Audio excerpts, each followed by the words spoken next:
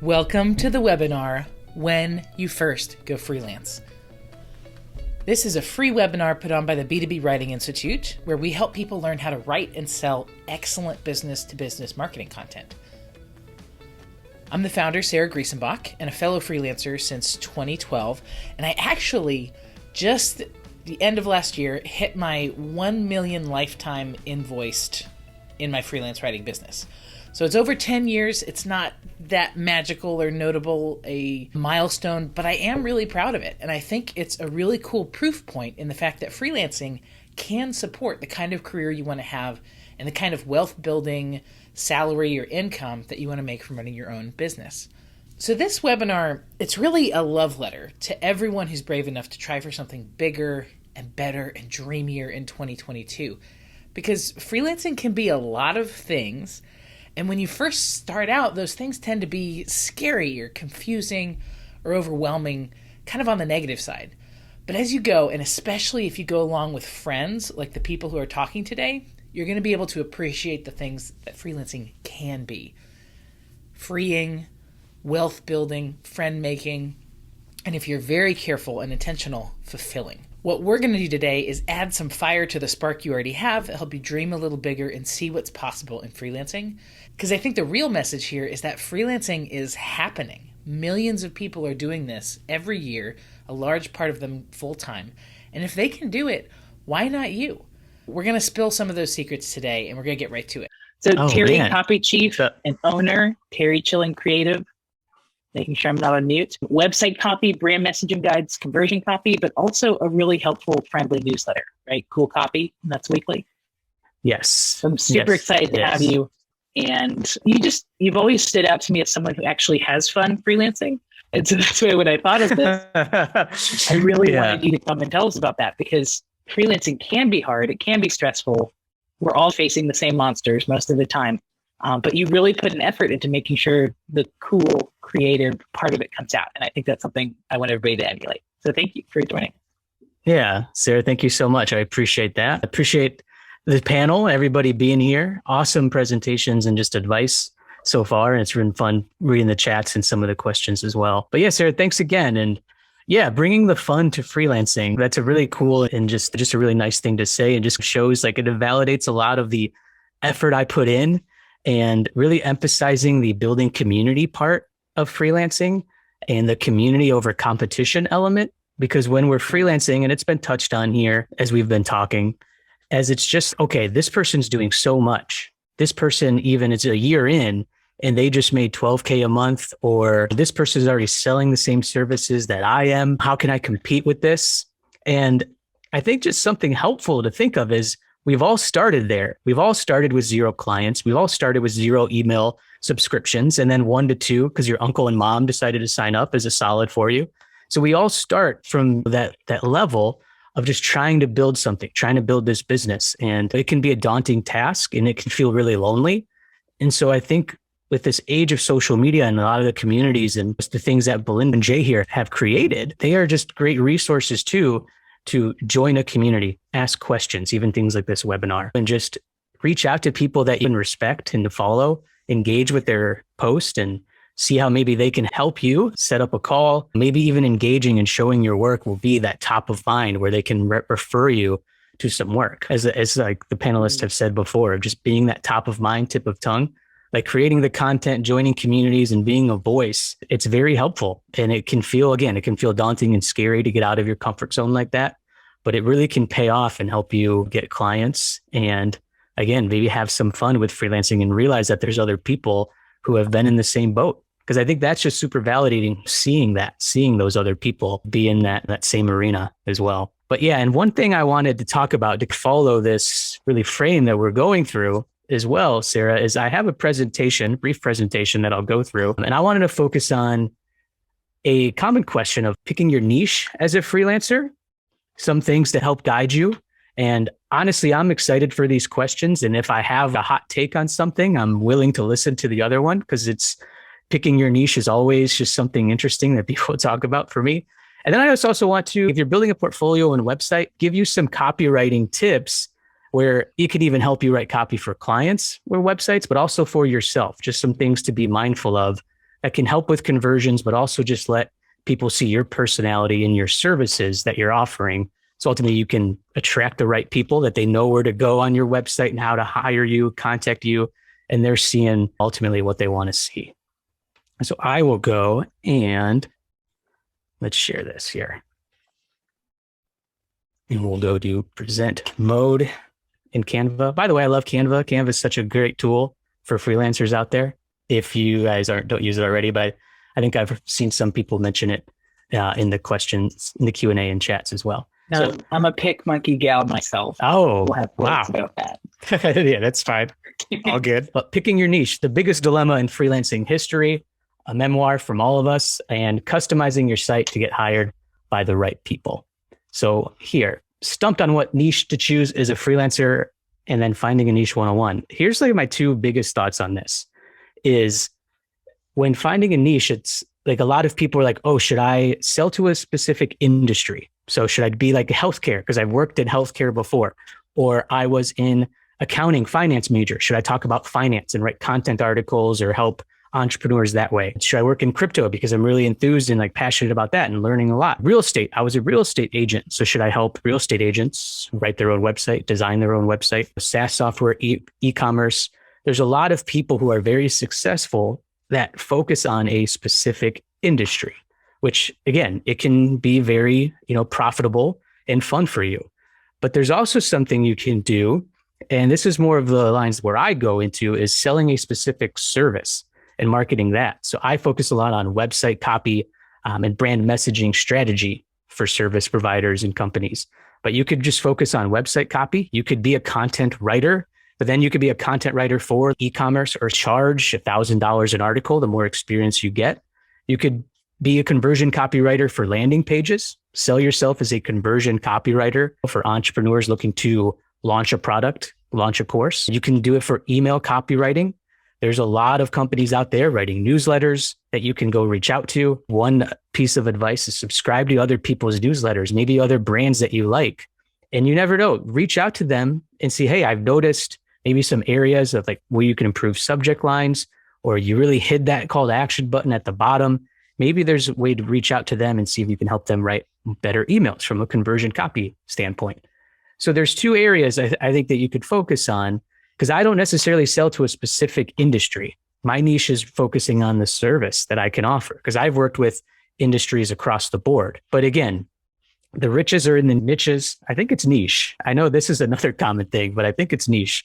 That's how I've been saying. I think I started with a niche and now I say niche. But yeah, I think that's just an important thing to understand too, that you don't have to put all these eggs in. I really like talking about real estate. So should I just write about real estate? If you enjoy writing website copy or conversion copy, we can work with multiple industries and maybe you'll find one that you really like. And then maybe you can niche down to a specific industry as well. So to follow up on that, how to learn what niche is best for your future.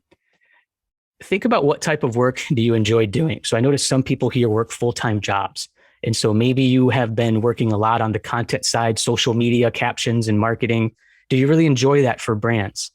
And what type of brands have you worked with? Or maybe you got a lot of great feedback from, right? Think about what type of work that you enjoy doing. Write these things down, and then you can start to really craft what type of packages and services that you want to offer as well. What topic do you know very well and love?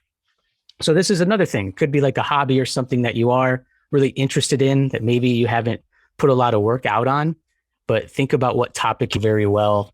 And then maybe you can eventually then write some articles, start a blog about it, and get some portfolio pieces out that way if you don't really have a lot of those portfolio pieces. Another thing that you could do is don't have to focus on selling a niche right away. So I really touched on that in the brief slide when I was talking about it, but you don't have to put all this pressure on yourself to find this profitable, this golden niche that everybody would want and that can really help you sell your services. I think really getting hired first, finding those first few clients or finding that next client. Find out if you like doing that. If you charge $600 for a website for a finance company or like an HR company, did you enjoy writing that website copy? And if you did, or if there's parts that you can improve on, think about how you can improve that on the next time. Because maybe you find that writing website copy is really sought after. A lot of clients and people in a certain industry are looking for that. So think about really what their needs are And that leads to the next one of research and listen to your client's needs. One thing that I like doing is going on Upwork, going on Indeed, and looking up copywriting jobs and seeing how people are promoting their project that they want you to propose for. What are a lot of people looking for? Is it a lot of website copy? Is it a lot of content writing on crypto? And if that's something that maybe I know about crypto, why don't I apply for this and just see? And then maybe you get your first job, but maybe you find out that you don't really like writing content articles, or you're learning how to charge them accurately so you can make it more profitable for you as well. But listening to your clients' needs and finding out how they're wording what they're looking for, even like an extra tip when we get into website copy, not to bounce around too much. But if I read what people are looking for on Indeed, like I'm looking for a copywriter to help us achieve XYZ, I can reframe that and use that as a headline for like when I'm promoting my services on LinkedIn or on my services page for my website, of like focusing that. Because if this is what clients are looking for, I'm using that customer language, putting it on my website. So it's more relatable and it can hit them a little faster of, I am in the right spot. This is what I'm looking for. Let me reach out to Terry, Belinda, Jay, Sarah, Amy, if they can help me out. And the last one, research stalked other creators selling the same thing. It brings back to the point where we started at, of the community over competition. Look at what other people are selling, go to their website, see how they're packaging their services, what the price is. You reach out to them. What did you start at from a pricing standpoint? How did you come up across this niche that you write about, that you sell services for? Reach out to them. I can almost guarantee a lot of freelancers will be willing to help you, whether that's one of their own resources, whether to refer you to somebody else.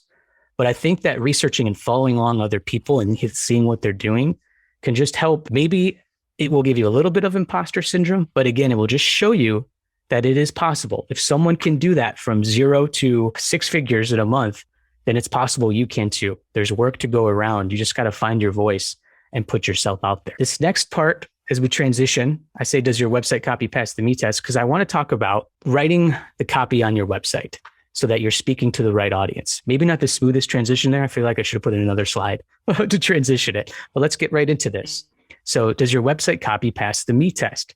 So when people come to your site, and you may see this a lot even with like B2B sites or client sites too that you're writing for, we naturally want to talk about ourselves. Like, we did this, I did this, because we created this awesome thing that helps solve a problem.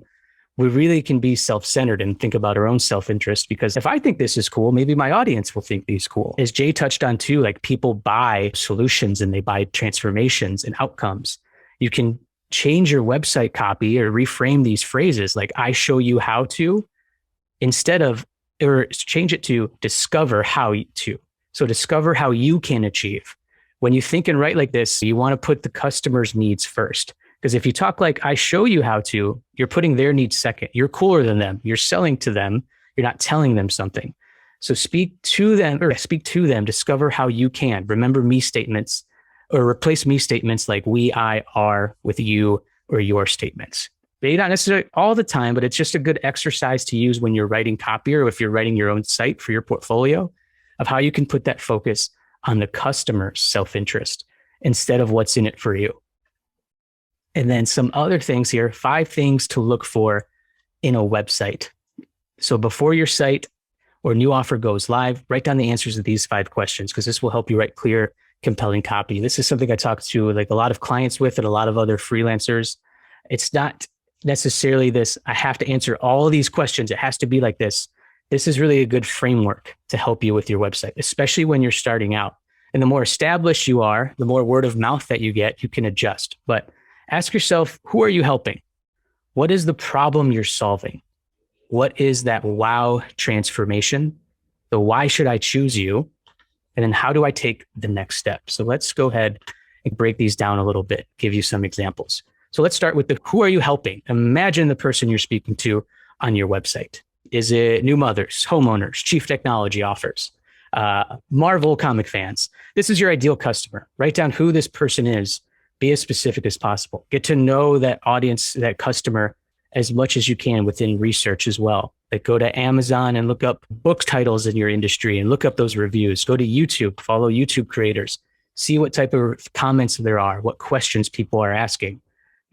Know who you're talking to and understand their pain points, because then you can get into What is the problem you solve? If you understand what a common question and problem they're trying to solve, you can offer that with your services. And that should be described on your website. So you could introduce yourself, but then you could also be in like, I help entrepreneurs achieve XYZ, because people go online for solutions to a specific problem. It's not always going online to read a new article on a new show or TikTok. A lot of times we go, it's a great resource, obviously, the internet is to look up for solutions. So when they land on your site, tell them how you help solve this problem. And if the reader can see you understand their problem, they're more likely to trust you that you can solve it. The next one, the wow transformation element. Think of real life transformations your ideal customer achieves. What is their life like now that you help them solve a specific problem?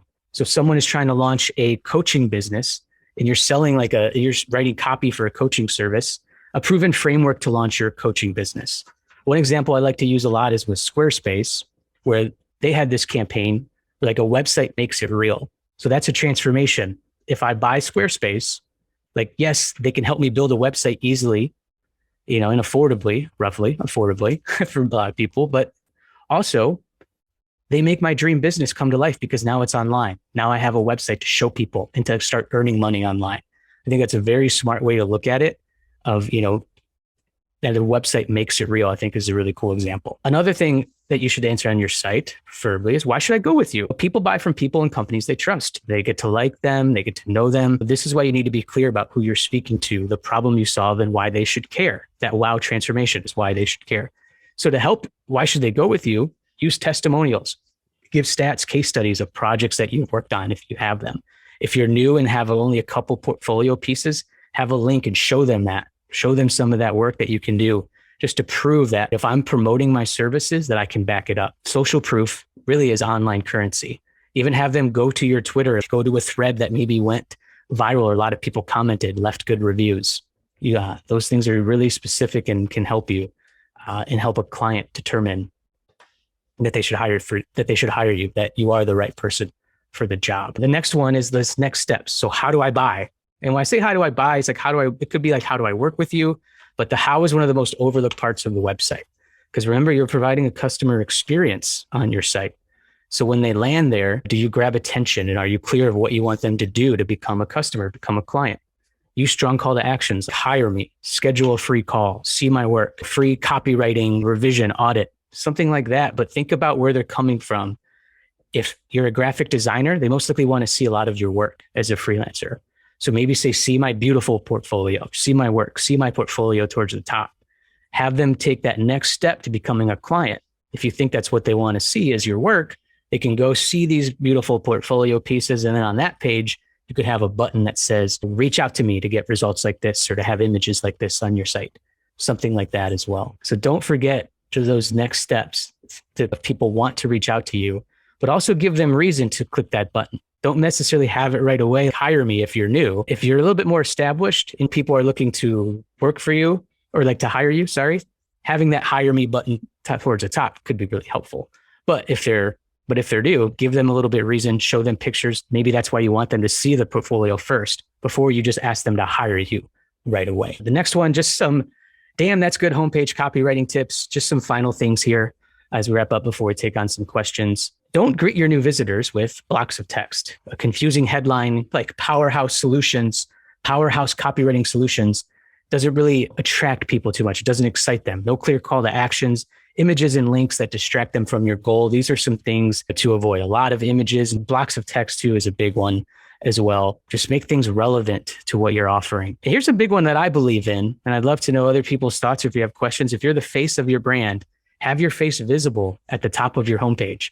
Clients want to work with people they get to like, they know, they trust. So show your face, show yourself smiling, show yourself doing something funny, right? Just let them know that there's a human behind this brand, whether you are marketing yourself as your name or a different entity.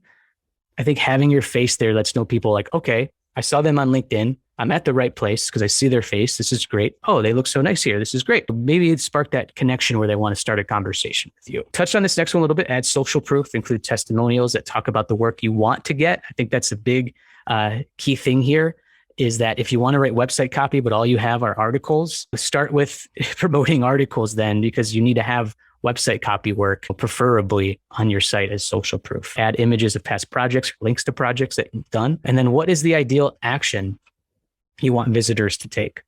So subscribe to an email list, browse your portfolio, contact you, go to your services page, use clear call to actions for what to do next. Go here, for example. I think those are some key things to look out for on your website. I'll go ahead and stop sharing. Just want to be mindful of the time here.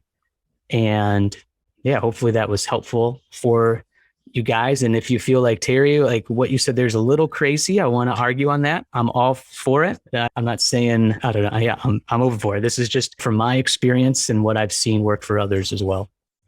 Mm-hmm. Agree. Yeah. And I've always felt, but I've never put it into words like that about the photo, just the amount of authenticity that gives you right off the bat to know that this is a real person and not someone who's just spun up a website to see what happens. I think that's really valuable. Yeah. I wonder, I'm really curious about the niching, which I just had to make that choice because otherwise I was bouncing back and forth between the pronunciation. So when it comes to niching on a subject matter versus niching on a format, so like your productized services, how do you think people could use their inner divining rod to see which they want to do? Are there any signs that you should probably go with formats so you can deal with a lot of industries, or are there any signs that you want to focus on industry? Yeah, that's a great question. And I think sometimes it can even be like financially driven, where you feel like a lot of people are looking for website copy, and you can sell that as something that's profitable for the client as well. So that could be driven of just, it looks like people are charging $5,000 to $10,000 for 4 to 5 pages of website copy and offering these services within it. I enjoy that. So why don't I frame that and help clients with that across different industries, casting a little bit wider net there, but also have opportunities to earn the revenue that I need. And then also just fulfill the work that I enjoy doing. But that just brings back to the point of what type of work do you enjoy? Do you enjoy writing that website? Do you like that element of working with the client from like the beginning stages of learning their tone of voice and being rewarded in some way of having your words helping their business grow that other customers can see and helps them grow their business? If you're passionate about certain industries and topics, the beautiful thing about the internet and online is there's probably a good way you can monetize it. And if you continue to become someone who is known for that and that word of mouth, you can start to charge a little bit more and then a little bit more. And then the only way if clients are really going to pay you $1,200 for an article is to propose $1,200 for an article and then see what happens. And then if it's like a hard no, and that's not necessarily don't have to stop, but just look back and see if there's other things that you can include in your proposal that can make them see that value as well. But again, what are you passionate about? What do you enjoy doing? What do you feel like you can deliver on as well? Because you got to be honest with yourself too. If it's going to be a struggle writing 5 pages of website copy when you charge somebody $1,500, maybe that's not necessarily the service you want to offer. Maybe it could be more shorter form copy, like email marketing, perhaps. Yeah. And if anyone is hearing, look for things you enjoy and interpreting that as if you find something you're passionate about, you'll never work a day in your life. I want to discourage you from thinking that. It is critical that you enjoy and get energy from what you decide to do. Because otherwise, and someone said to me at a conference, you're not building a business, you're building a cage that you're going to be stuck in, and you're going to be delivering this work that you just don't care about. You can tell this sounds a little too real for me. No. Yeah. But the feelings that you have, if you read about a topic and have energy, if you find out about a new niche and you just can't stop reading about it and you tell your friend and then blah, blah, blah, all of these are signs that this is something that you could be curious about, interested in. And I think that's such an important place to start building your niche, is to make sure that you're going to enjoy whatever happens. Because even if you do leave with the money, that's going to be wonderful for a couple of months, but it will not sustain this 3, 4, 10-year copywriting career that everybody here has had. Yeah, absolutely. Because sometimes then you could just take on a project with a certain niche or like with a client that could just turn into, you just start seeing the red flags come up and they're more of micromanaging you and wanting you to take calls and calling your cell phone like on a Tuesday afternoon without any warning, or setting up a Zoom meeting without asking what your calendar is. I've had that happen numerous times where it's just like, I'm already having a Zoom meeting and I'm like, shit, because now I have a meeting already at that time. You didn't ask me beforehand. So that's a great point. And I think too, just you start to learn what type of clients you want to work for. And maybe there's a specific industry and that you like, but you had one like really terrible client and experience. Just learn from that to see those red flags for next time. Because there's a lot of things you can pick up on when clients are reaching out to you. If they start telling you it should only take you, be like, okay, this person may not get it. They need to hire somebody differently than me or do it themselves, because you'll see the more you charge and the more when those people say yes to paying your higher rates, they're going to be much easier to work with because they really trust and respect what you're doing, compared to thinking that their way is the highway. They just want somebody else to do it, maybe just to validate that their words and their ideas are the right ones for themselves. You want to get those clients, of course, who will pay your rates. But again, I promise they're going to be much, much easier to work with in the long run. And to let go of that guilt, the red flags for you are green flags for somebody else, because there are people who love to just get on the phone and just receive phone calls out of nowhere, which blows my mind, but they exist. And that's a great client fit for them to go and do that somewhere else. But don't feel bad if something is a red flag for you. There's just going to be more out there for you. Yeah, I love it. Any more questions for Terry? I'd love to have those come through. We're just getting a lot of compliments, which I find to be not. Thank you, everybody. Yeah, thank you guys. I'll pop in the chat now that I can look at it and answer anything or say some questions too, or answer some questions. Cool. Thanks again, Terry. And we'll have links to Terry's newsletter and LinkedIn and the email we sent after. That brings us to a close. I just want to thank you guys for being here, both the speakers, for sharing all of this. I feel like this was a masterclass to get your business off the ground, which is really hard to find nowadays because it does seem like every other person on Twitter is an expert in freelancing. So to have people who are years into doing this successfully, I think that's the most important thing to look for. And to people who made time for this, we had 20 to 40 people here at any given time, and about 200 are going to see this recording. And I just think taking time to actually invest in yourself and your career is just the bravest thing you could do, especially now when just everything feels so risky and unstable. So thank you all for coming. And I did want to note, the program that we do at B2B Writing Institute really focuses on how to do this kind of writing. So how to write thought leadership, how to write white papers, case studies, all these things that are really in demand in B2B marketing. And our next round live of that starts on Friday. So I'll have a link if you want more information. Otherwise, you'll just be getting a link of the people who have appeared here so that you can get into their orbit and learn more. So cool. Thank you guys so much, and I'll see you in your inbox.